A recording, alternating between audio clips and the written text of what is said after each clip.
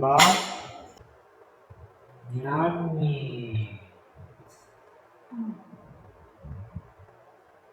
Ito ang ating mga gulay para sa ating chop suey.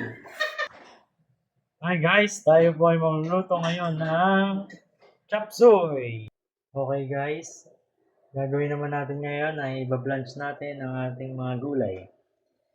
Nilagyan namin ng baking soda, ang tubig, para mukhang fresh pa din ang ating mga gulay. Gawin natin ang ating mga carrots. Yan. Tapos ng carrots, yan ang ating baggy beans. Kasama na ang chicharon. Tingnan mo, pag nalagyan siya ng, yung pag inano mo siya sa baking soda, parang green pa yung ano niya. Kahit na, 1 week na yan sa Young corn, broccoli.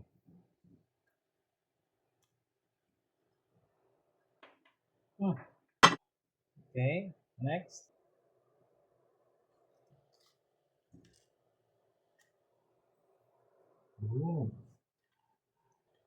Sarap.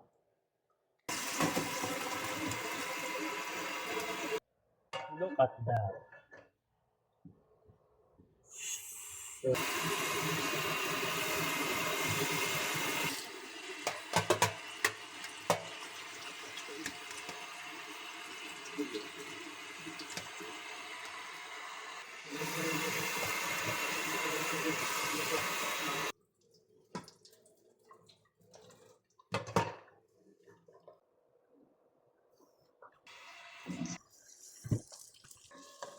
Yan, isahin lang natin hanggang translucent yung sibuyas.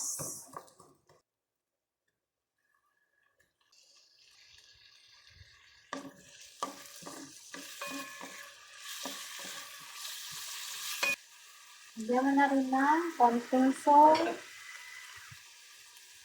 Saka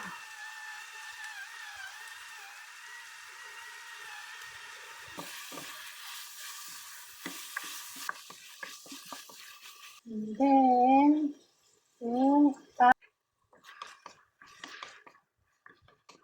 atay.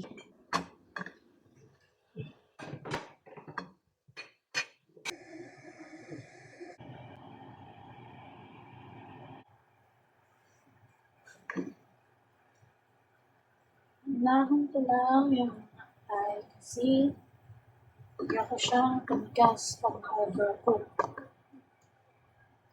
Babalik ko na lang mamaya yung atay ng bago. Yung atay ng chicken stock.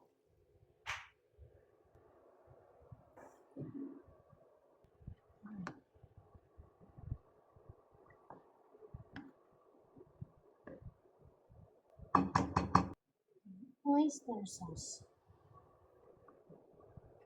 Tansya-tansya na lang guys.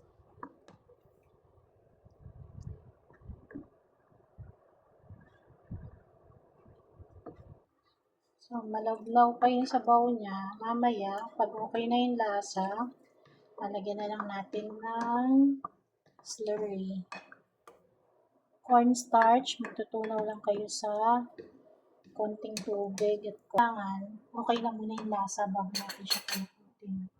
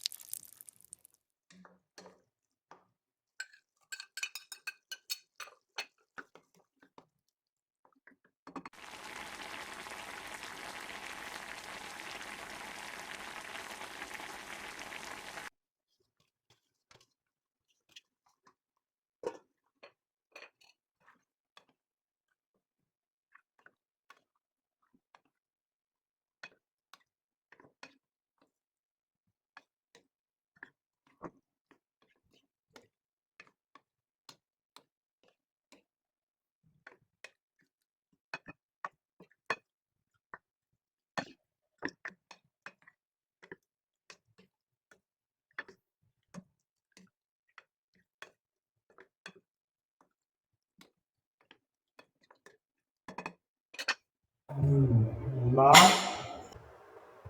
Yummy.